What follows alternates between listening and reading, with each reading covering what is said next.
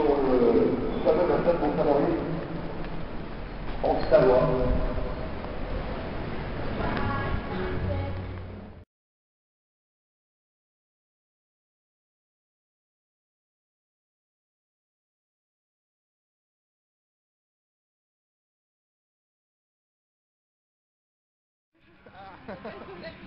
Bonjour Ronan, vous pouvez nous expliquer en quoi consiste cette épreuve? Donc là c'est une épreuve de slalom qui est un XCF ranking, c'est une course internationale donc qui compte pour le classement mondial. Donc c'est une course de ouais. Bon voilà. Et elle a lieu, et en quoi consiste ce stade alors? C'est pas une rivière normale ça? Donc là c'est une rivière artificielle donc, qui a été créée il y a 20 ans. Donc c'est un peu spécial, c'est un stade d'eau vive marée moteur. Donc il y a la marée, quand c'est marée haute, il y a une réserve d'eau qui se fait en amont. Et pendant la course, on peut lâcher l'eau sur le stade d'eau vive, qui est un système et qui est un peu spécial aussi, car c'est un système de configuration mi-flot. Donc c'est des flots qui font les mouvements d'eau et qu'on peut déplacer. Donc d'un jour à l'autre, on peut changer toute la configuration. Ça permet d'avoir un bassin différent à chaque saison. Donc, voilà. Et que l'EDF a participé à la réalisation de... Moi je ne connais pas très bien toute cette partie-là, mais oui, normalement c'est EDF qui... il me semble que c'est EDF qui avait... Et l'eau, c'est de l'eau douce ou de l'eau salée? Alors ça dépend Ça dépend. Ça en dépend été c'est de l'eau salée, parce oui. qu'il y a beaucoup d'eau de mer. Et en hiver, là comme on est maintenant, c'est quasiment de l'eau douce, parce qu'il y a beaucoup d'apports d'eau de la rivière. Donc ça dépend vraiment des saisons. C'est de l'eau saumâtre, ça dépend vraiment du niveau d'eau et des coefficients de marée.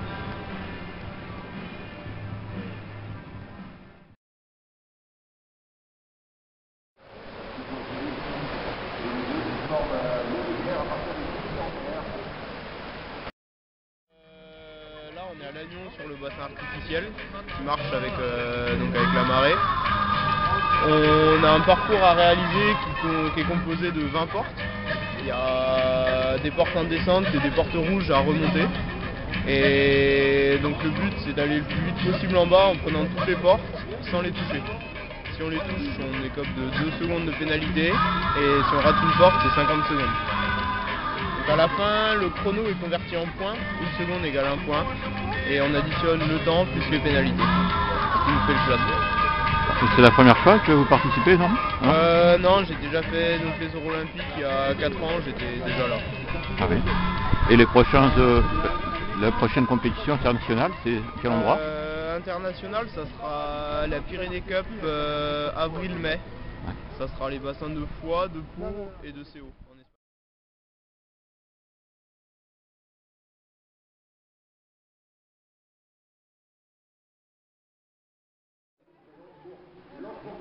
Hello, Yann. Can you explain me the competition here?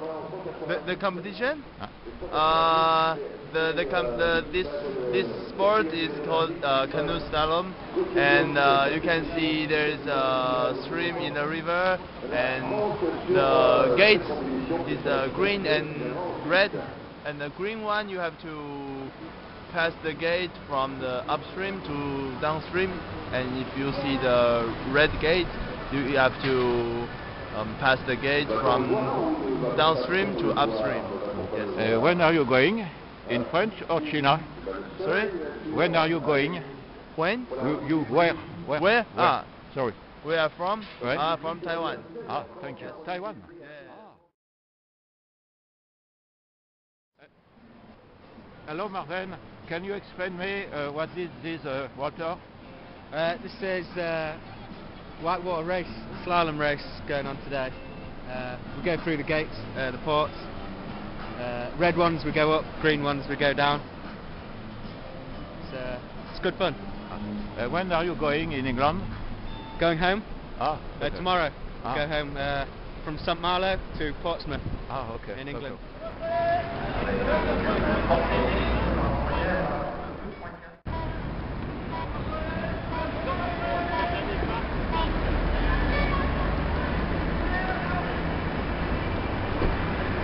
On essaie de prendre la vitesse dès le départ de la tenue. On a 20 mètres de passe, c'est toujours pour les bras, il faut donner de la vitesse. Il n'y a pas de courant sur la côte du bateau. Il va enchaîner les places, il va enchaîner les courses. Il va remonter au courant, il va pas eu le temps de le récupérer. C'est nous au fond de la côte du bateau. Ils sont maintenus En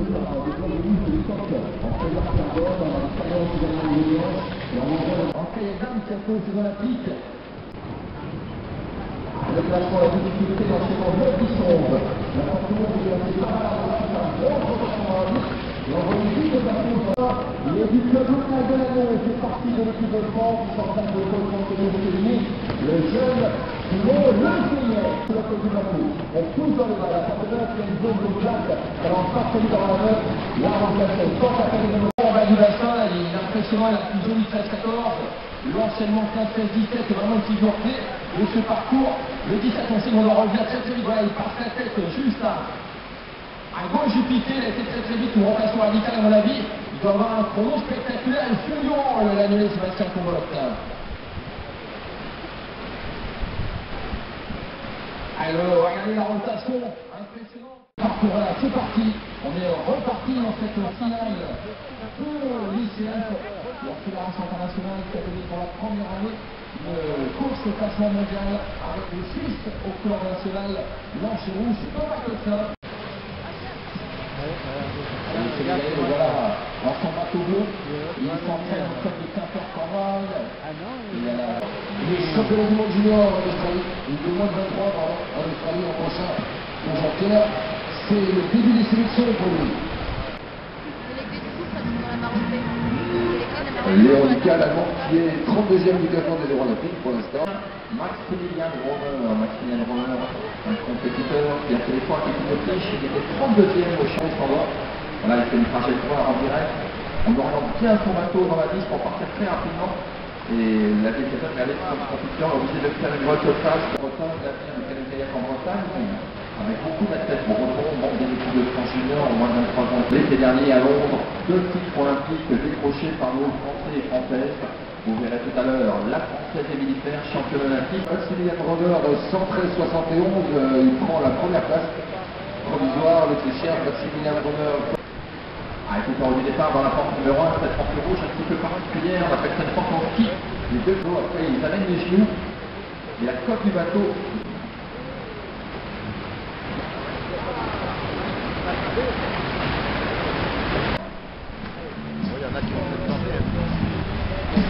Alors, Yann Rivalan de Dossard 25, Yann Rivati de l'équipe nationale en stage toute la semaine.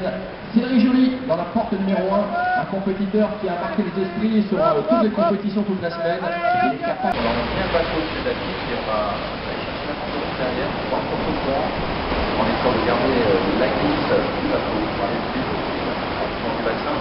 Un jeu de Saint-Brieuc, numéro 6. Il va passer, sans déborder, voilà, en pagaille de l'autre côté du bateau. On reprend le courant, on s'entend assez court. L'orientation du bateau avant la tête pour déjà s'orienter pour aller attaquer la porte numéro 8. 6.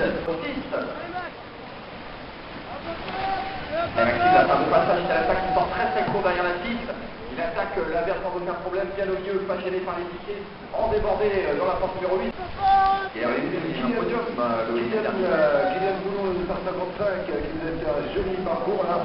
Prend la 4e place, il est juste derrière Simon Le Brie, 3e, 104,52. D'argent 2008 au JO de Pékin, médaille de bronze au JO d'Athènes en kayak. Là, il choisit de partir dans une nouvelle embarcation, le canoë-monoplace, en plus de son embarcation d'origine, qui est le kayak. Maxime Perron, le Claperlois, de 48, 105. Excellent parcours, il a fait un bon chrono de 99. Jonathan Marc fera connaître son arrivée également. Joli passage marseillais dans la difficulté 10, on débordé, on oriente bien le bateau avant. Il faut reprendre beaucoup de vitesse pour le plonger. Voilà, c'est bien fait dans la ronde.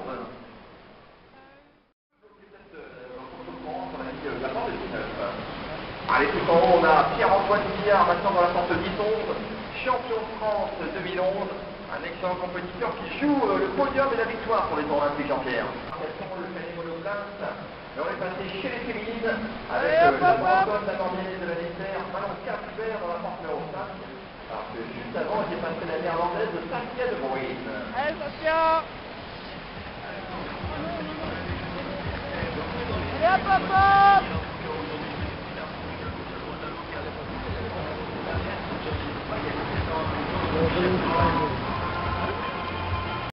Il n'a pas pu passer son corps et s'affadier. Il a amené son corps le bas du gilet au niveau de la porte. Et évidemment, les juges ont sanctionné immédiatement d'une pénalité de secondes de pénalité. pénalité, puisque je vous rappelle le principe en slalom, des parcours installés sur le rivière artificiel ou sur un torrent naturel. Là aujourd'hui on est sur le stade d'Olive artificiel de Léguerre, un bassin unique au monde, puisque c'est un concept marée moteur. On utilise la masse d'eau de la marée qui est bloquée à chaque petit barrage. En terminant, on ouvre le vannage côté torrent artificiel.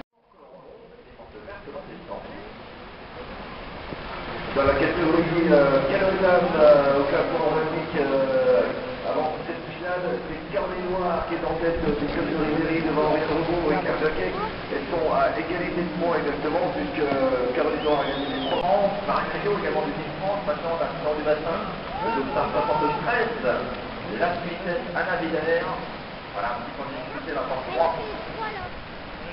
Allez, elle a pas pris le contre-courant derrière les flots blancs là, on a encore une pénalité de la pointe avant. Beaucoup de pénalités qui vont coûter cher à 2 secondes à chaque petite touchette de porte là. Manon Cabrera du club de l'Indicaire, 176 points à 90, 8 points de pénalité. Elle est effectivement pour la des quelques concurrents classés dans cette catégorie des Canoë-Dames finale olympique. Dossard 62 qui vient du club de la Côte sur l'eau. Anaël BE dans la porte numéro 7-8 dans quelques instants. Juste derrière, on va avoir mesdames Charlotte Abac, Claire Jacquet. Et la brigadier de 170 pour la tête, un parcours à zéro. Il faut signaler pas facile du tout. 150 points, 50 pour la brigadier. Non, Rio Marlène pour la tête, 166. De 2h66, 143 à 74.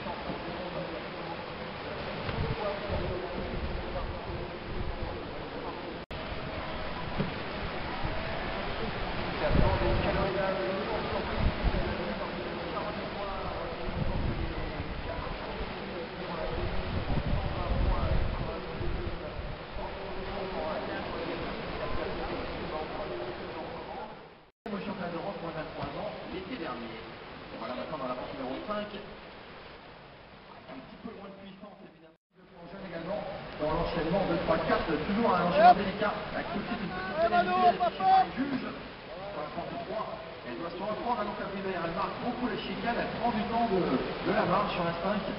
Quelque chose va se payer au fond. Allez, on va suivre le parcours, regardez, on ski, la porte de ski, on doit prendre le maximum de vitesse. En du bassin, le breton, le Morbihanais qui est passé en finale. Il y a Nogovic qui vient de se retrouver milieu, il est parti à bloc également de la porte 1, ça va très vite pour lui. Énormément. Très peu de parcours à zéro. Ah, le breton là, il y a le Nogovic qui a fait porte à pression là. Il va nous sortir une belle course à la pression en finale là. À 12, la porte 13 en remontée. Ah, écoutons du bassin, attention.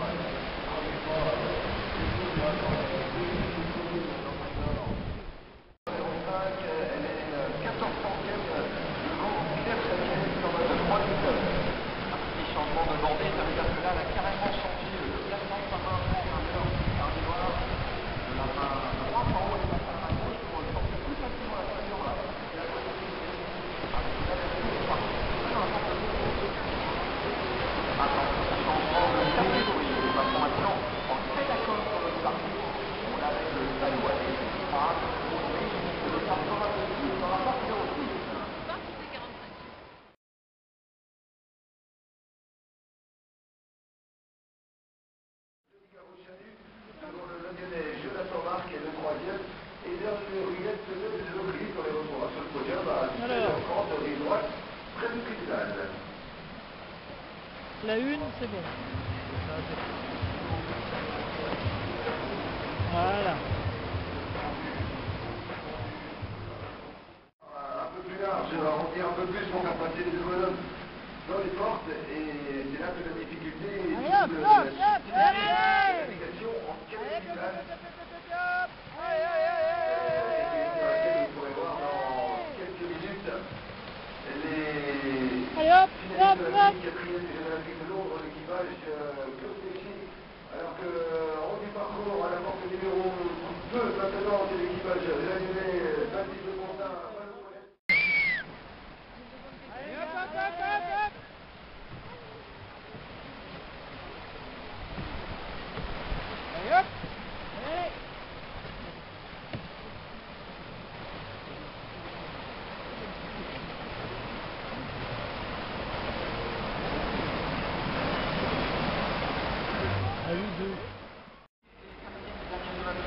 On va voir la porte numéro 17, toujours fort délicate, parce que la porte est vraiment juste après le grand pont de la rivière. Et juste le bout de la rivière, il faut rapidement revenir à droite. Et puis vous pouvez vous faire la tête au breton en 23 devant. Champion d'Europe, Jean-Pierre Bellin, des champions du monde maritime, et le poids lourd de champion d'Europe, Claude Péchy. Partagé pour eux en Académie Place, les portraits étaient évidemment dans la porte numéro 4, vous verrez plein de coca Académie Place dans la vie, passer à gauche de la 4, vers les flots blancs qui vont passer tous en contournement derrière. Qui sont en tête dans 124-42, 6 points de pénalité. Super passage des Bretons là dans la porte 2, 3, 4. Ils sont pas mal les Bretons, ils sont bien placés, ils sont bien dans la trajectoire. Ils vont aller sur le vélo là, ils sont bien sur le... Alors, changement, c'est Thierry Louberton, qui vient d'être classé 103-98, il est prêt à tête chez l'UC2. Nico Vito sont là actuellement pour vous dans la porte numéro 6, un équipage très expérimenté. Ils sont 10 champions d'Europe en 2006, premier au championnat du monde.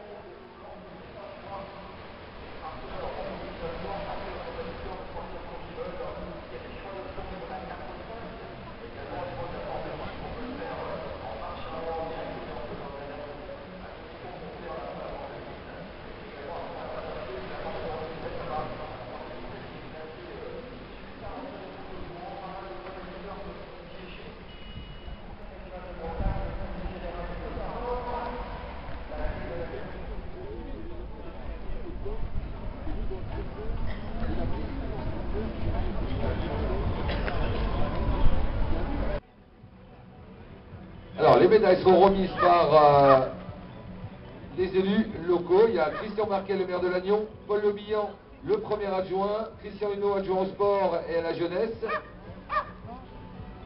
Le premier junior, c'est Schmidt-Rivalan. L'équipage Schmidt-Rivalan. Claude Péchy, second Foulon-Paulet. Et le troisième équipage, Prigent Kervella.